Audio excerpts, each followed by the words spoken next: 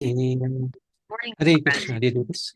So we need to seek the blessings of Radha Radha Shyam Sundar, Krishna Balaram, Bal Gopal, Nrsimhadev Bhagwan, Jagannath Baladeశ్వర, Purnitai, Tulsi Mani, Haridas Thakur, Guru Parampara, Srila Prabhupada, Guru Maharaj, and the assembled devotees. So, continuing on, 5th canto, chapter number 7. So we're looking at Hare Krishna, Hare Prabhuji, Krishna, and Hare all Krishna. the devotees. Hare Krishna. Thank Hare you. Krishna. Bye-bye. So we talked about Rishabdev yesterday, and today we're going to talk about his eldest child, his eldest son. He had 100 sons, and the eldest was King Bharat. So Rishabdev left, and he made Bharat the king.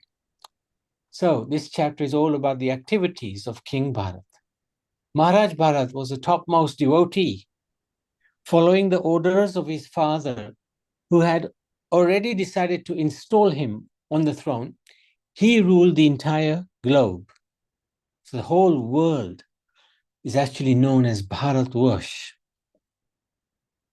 That's the name of this planet, the earth, Bharatvarsh. He married Panchajani, the daughter of Vishwarupa, and begot 5 sons.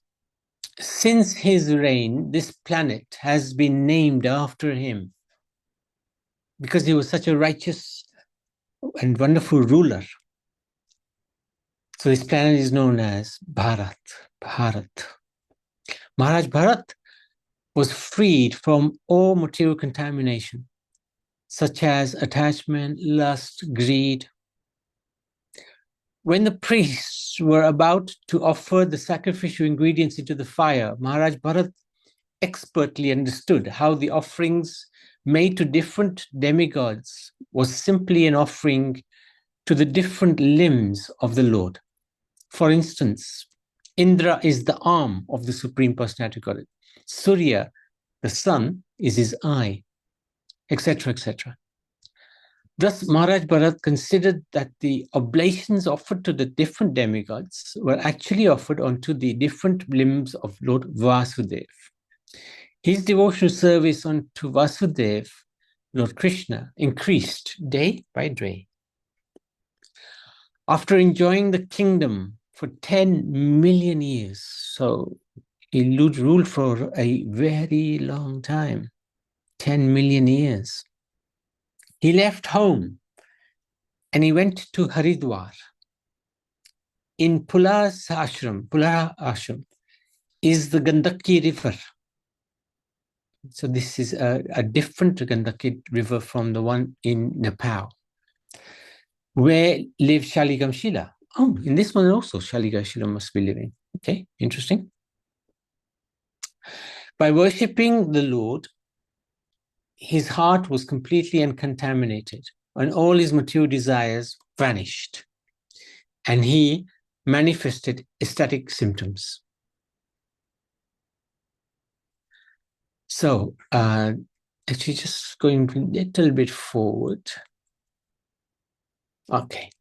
So he actually developed, just to look at this tree, this is the Bhakti Lata Beej tree. So we have the seed, the beej, which has been planted. And that is watered by Shraddha, Sadhu Sangha, association with devotees, Bhajana Kriya, doing bhajan with the devotees, and then Anartha Nivritti, where we try to eliminate the bad, any negative qualities that we may possess.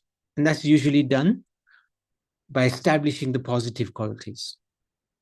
Then we move further on this path of devotion to Nishtha, which is unshakable faith. From Nishtha, we go further into Ruchi. Ruchi is this taste that I cannot live without hearing about the Lord. I can't live without chanting the Lord's holy names.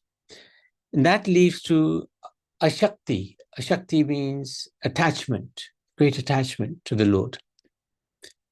And this attachment is needed in order to get rid of our attachment to this material world. We need this Ashakti, attachment to the Supreme Lord.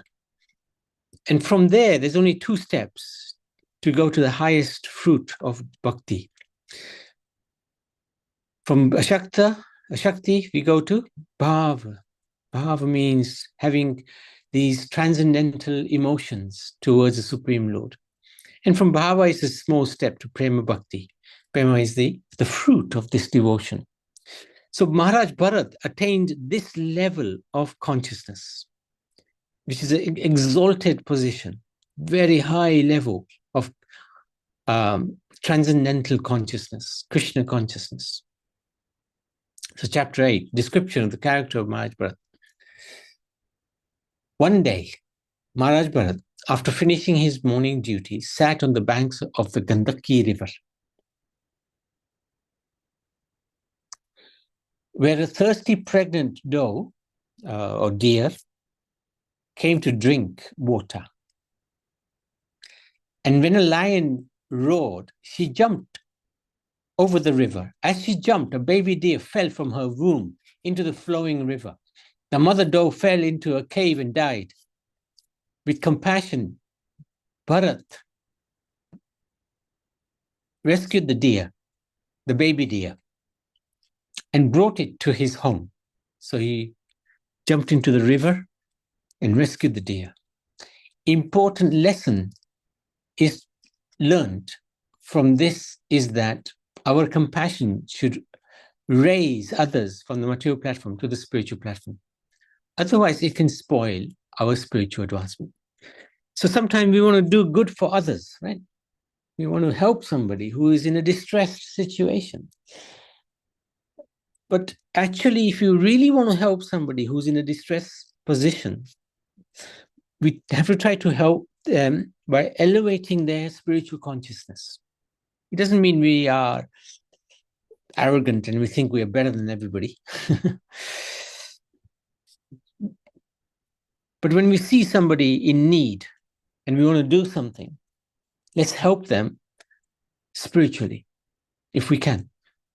And an example is, we often see people on the street waiting, begging for food.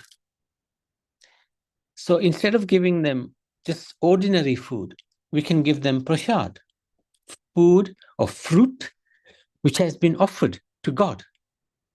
And we can even go into the shop, buy that fruit, offer it to the Lord very quickly, and then give it to the person. That fruit, that prasad, will help elevate the consciousness of that person because it's spiritual food.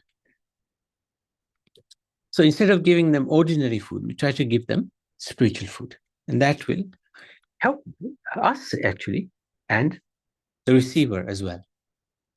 So there you go. It says, rescue the deer. What's he going to do with the deer?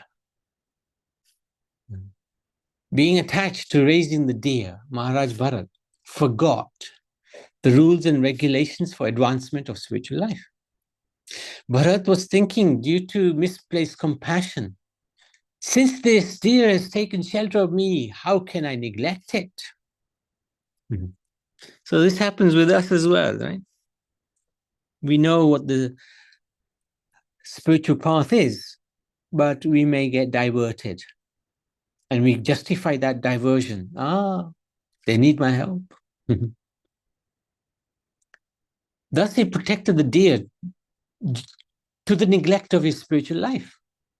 He always kept the deer near him, wherever he went, sometimes carrying it on his shoulders. In this way, his life, his spiritual life, was forgotten. Bharat forgot that it was impossible for him to elevate a deer. How can you elevate a deer? Can't make him chant. All you can do is give deer some prasad, maybe. Right? But you can't really elevate the consciousness of an animal because it's an animal. You can't elevate it to spiritual consciousness. But he was constantly, even when he was doing his spiritual practice, His focus wasn't on the spiritual practice, it was on the deer. Where is my deer?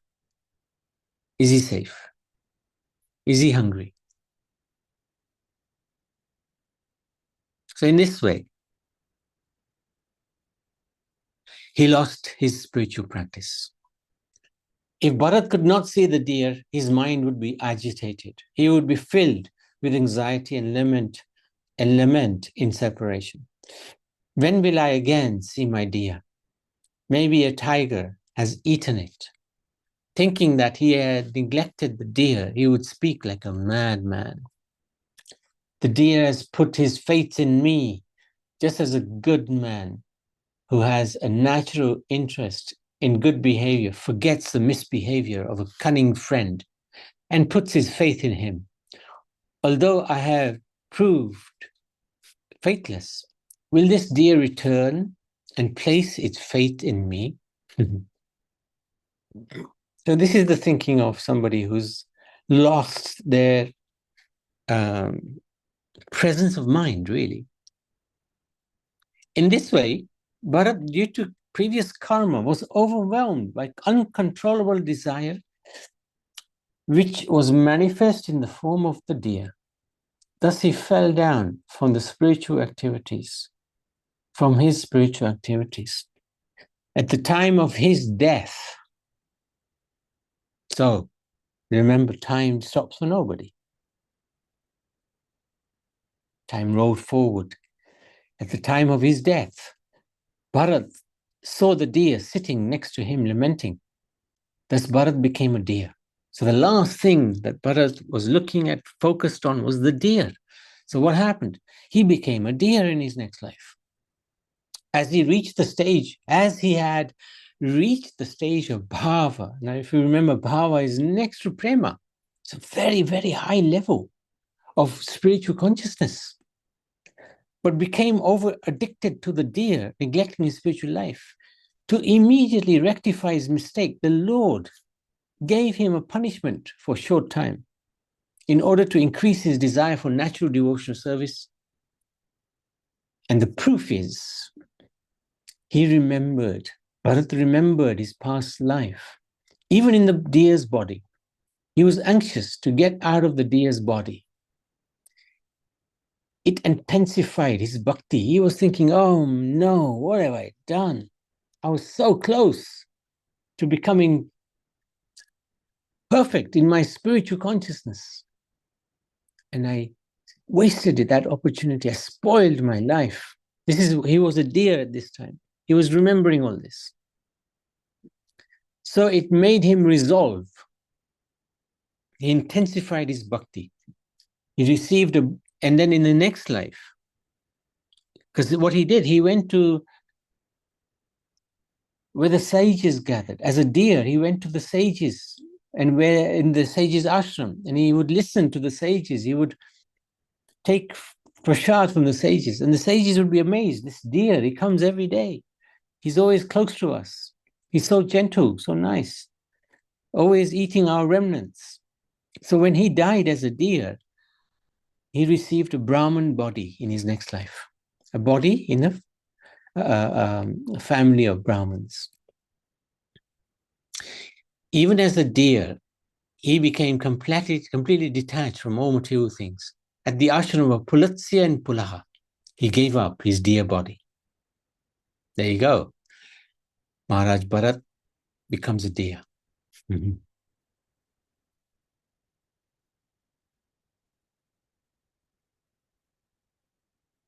In his next life. Chapter 9.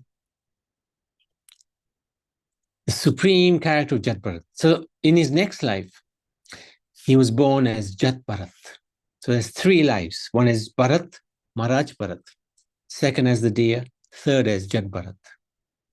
After giving up the body of a deer, Maharaj Bharat took birth in a very pure Brahmin family in the dynasty of Angira. He was known as Jat Bharat, remembering his past life. Now, again, the Lord is so kind to him. He allowed him to remember his past 2 lives, that as a deer and that as Maharaj Bharat. So remembering his past life, Jet Bharat was afraid of falling down again. He was so determined. I am not going to make the same mistake again. So he manifested himself as a madman. His affectionate father unsuccessfully tried to instruct him in Vedic principles. The Brahmin father of Jet Bharat considered his son his heart and soul, and therefore he was very much attached to him. He tried his best to teach his son mantras, cleanliness, etc. But all his endeavors failed because Jet Bharat was unfit. So this was done on purpose, right? Jet Bharat, he didn't want any diversions. He didn't want any mistakes to take place in this life. He was just internally totally focused on God. But the family was thinking, totally useless. This guy is totally useless. Because Jet Bharat was unfit to enter the Grihastha ashram, he couldn't get married because he was behaving in such a way. He simply executed the purificatory process up to the end of Brahmachari ashram. Like everyone, this Brahman was attached to his home. This is the father. The father was attached to his home. He had forgotten that someday he would die. Death, however, was not forgetful. At the proper time, death appeared and took him away. The Brahman's younger wife, after entrusting her twins children, the boy and the girl, to the elder wife, departed for Patilok, voluntarily dying with her husband. Since his brothers could not understand Jet Bharat's exalted position, they and other degraded people mistreated Jet Bharat, making him work, feeding him substandard food. But Jet Bharat was unaffected, full in his consciousness of the absolute. He didn't care. He was just focused on God.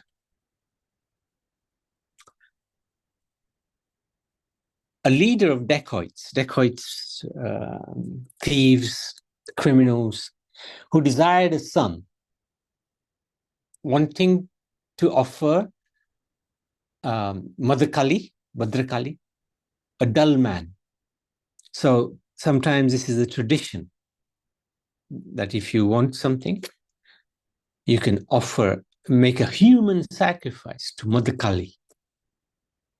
Right? Madhakali. Let's just see if I got the picture or something. There you go. Madhakali is there. They're trying to, so they captured Jet Bharat, intending to sacrifice him. After dressing and feeding Jet Bharat and then worshipping the deity, they made Jet Bharat to sit down before the deity. At that time, one of the thieves, acting as the chief priest, was ready to offer the blood of Jet Bharat, whom they imagined to be an animal man, because he was acting dumb, deaf, like that. So they wanted to offer this blood to Goddess Kali to drink as a liquor.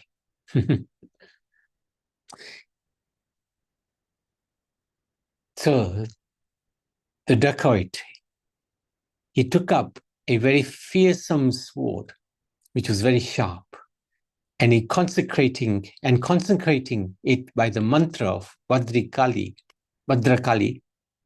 raised it to kill Jet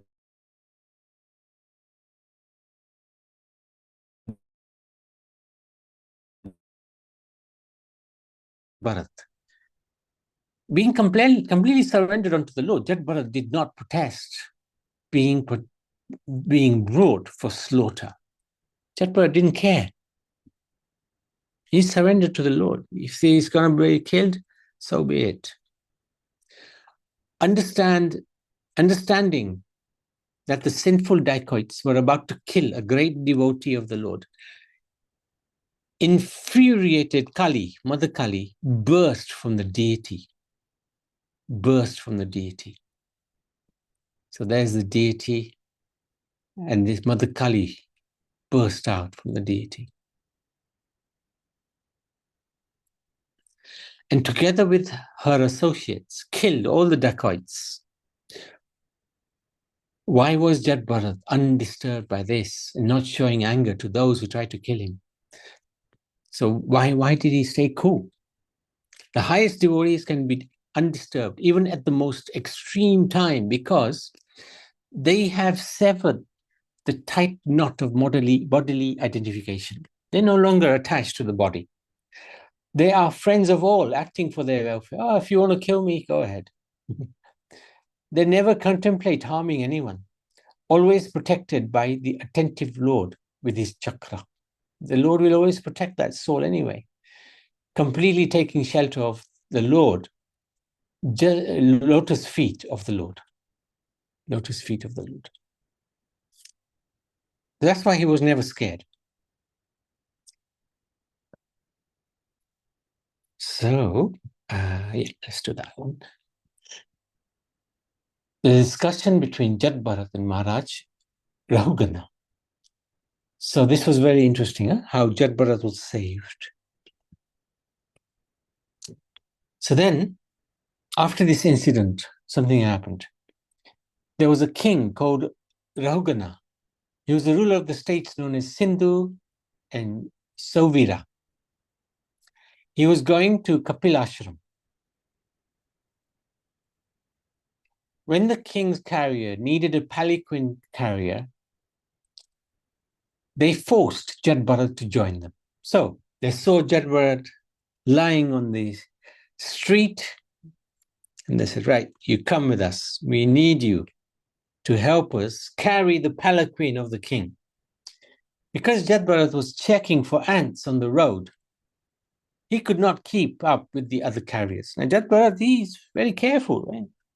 He doesn't want to harm anything or anyone. So he's looking at the road. He's got the palanquin on one of his shoulders, but he is very carefully not trying to step on any living entity. So the palanquin is not moving properly. The king chastised him strongly. So there you go. There's Jat Bharat. And the palanquin is sort of up and down. Because Rahugana thought himself very learned, Jat Bharat wanted to show mercy upon him. So the king told him off. But Jat Bharat, he understood everything. And he actually became very compassionate. And he wanted to enlighten the king with real knowledge. Jat Bharat explained to the king that his statements are correct, since he is not the body but the soul. Therefore, he is not old, nor thin, nor stout, etc. Because the king started insulting Jat Bharat.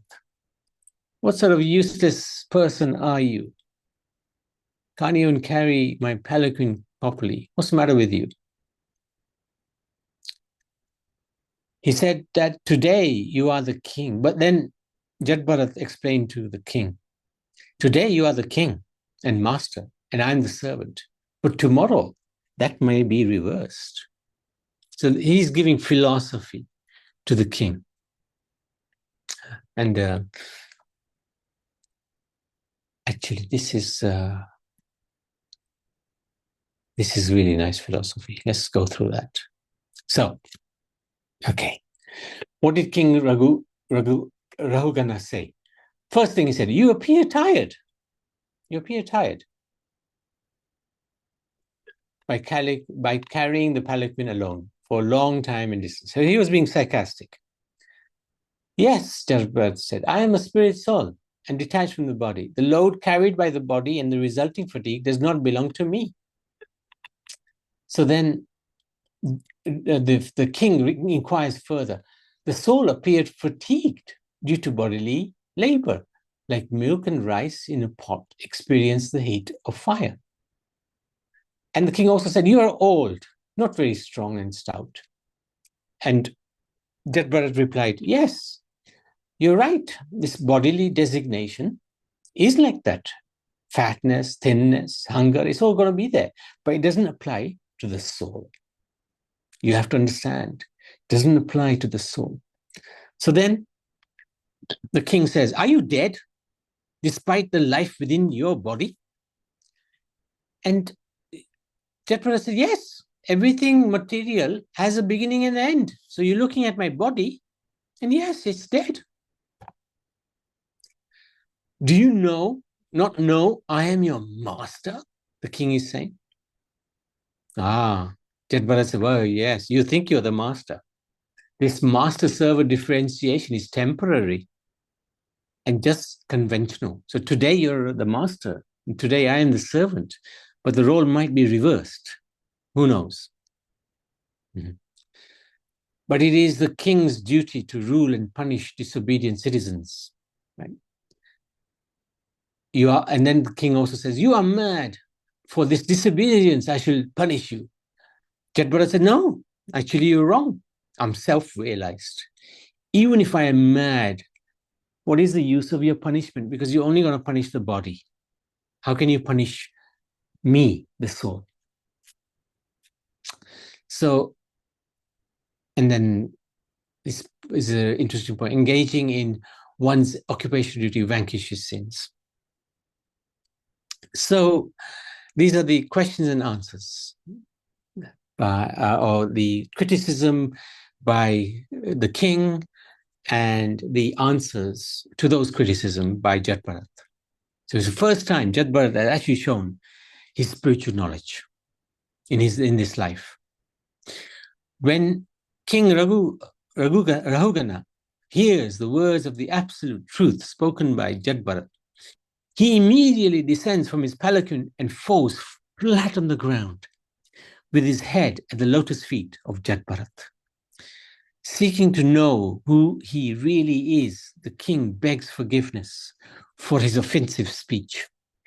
The king asks for further explanation of spiritual topics and accepts Jetbharat as his spiritual master. So this is really very wonderful part of the Bhagavatam, the pastime of Jetbharat.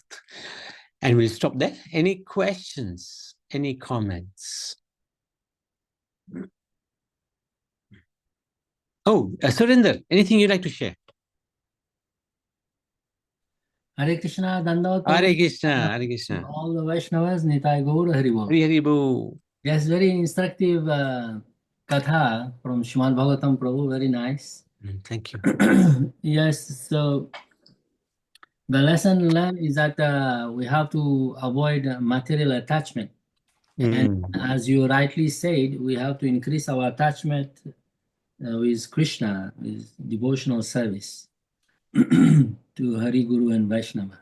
In this way, our material attachment will be cut. The bondage will be cut into, yeah. So the thing is that we have to always try to practice our devotional service in the mood of Sharanagati. So we learn from the mistake of King Bharata that he was engaged in devotional activities, and he developed a strong attachment with a baby deer, and he was distracted from his devotional activities. So the process of Sharanagati involves the 6 limbs of surrender, is accept everything favorable for Krishna consciousness and reject everything unfavorable for Krishna consciousness. So we have to be introspective, like, is this activity favorable for my Krishna consciousness, or this activity is disturbing my Krishna consciousness? So that part, like, there was some aspect like Bharat Maharaj didn't consider. But afterwards, when he became like in the body of a deer, he did some sadhu sangha again and tried to eat the remnants of the sadhus and then be Krishna conscious. And then he gets the body of the Jat Bharat.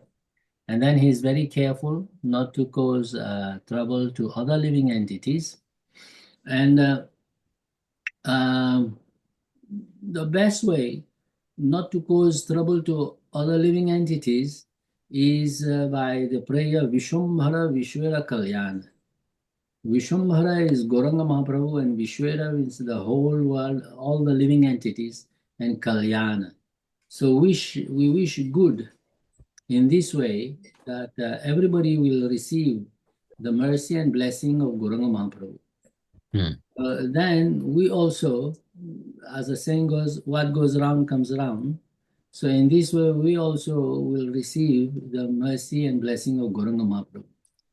And in this way, we will become ever well-wisher for all living entities. There will be no enmity, no enviousness, nothing, because we are wishing, we are doing prayer for all living entities that they will receive the blessing and mercy of Gauranga Mahaprabhu.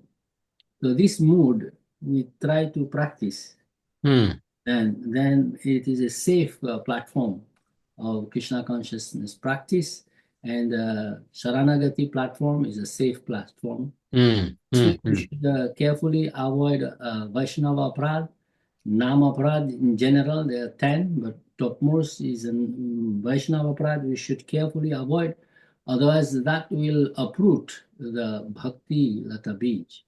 Is compared in Chaitanya Charitamrita, Gauranga Mahaprabhu explains that it represents like a mad elephant gone into a garden and uprooting all the Bhakti Lata Beej like that. Yes. Krishna Prabhu, thank you very much. Thank you. Thank you for sharing that. Very, very nice. Very good information. Thank you. Hare Krishna. Hare Krishna. Hare Krishna. Any questions? Any comments? Hare Krishna, Prabhuji. Hare Krishna. Yeah, it was interesting story about Jagat Bharat. In the end, you said there was another king who bowed and forgiveness. Now, Jagat Bharat had 3 lives. Is that right? Maharaj Bharat was his first. Yeah. Then he was a deer. Yeah. Then he was a Jat Bharat. Jat Bharat as a Brahman. As a Brahman. Yeah. Then he wasn't a king. No. So which king was not Oh, that happy? was a different king. That was a completely different king. Nothing to do with Jat Bharat. Yeah, but he came in his life, didn't he? He came in his life. And he wanted his palanquin, you know, the, what do they call palanquin? The carrier, to be carried by Jat Bharat. But Jat Bharat, he was very careful, you know, he was looking... he was looking ants? For any ants. Yeah. And then he was not happy with Jat Bharat. Because I remember this story. I think you said this last time. Last year. So it was very interesting. It was good because when you refresh your mind, it's very nice to hear it. True. And it's so unusual that that when he was Brahman, he still remember his past 2 lives. I mean, which we can't do it. No, but God allowed him to remember because he had reached such a high level of bhakti, such a high level. So God allowed him to remember so that he doesn't make the same mistake again. And one more question. Was this Jagat Bharat the rule of the India, Bharat? Yeah, Maharaj Bharat was the ruler of the whole planet. India? No, not just India. The whole world was known as Bharatvarsh. Oh my God. Yeah, the whole world. And then these all parts come afterwards. Yeah, afterwards, in Kali Yuga. In Kali Yuga. Oh, that should be very interesting then. All right. Yeah. Thank you. Hare Krishna. Thank you. Thank you so much, Bhavan. Very good. Okay. If there's nothing else, we can stop there.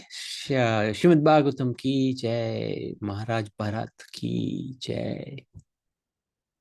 1 second.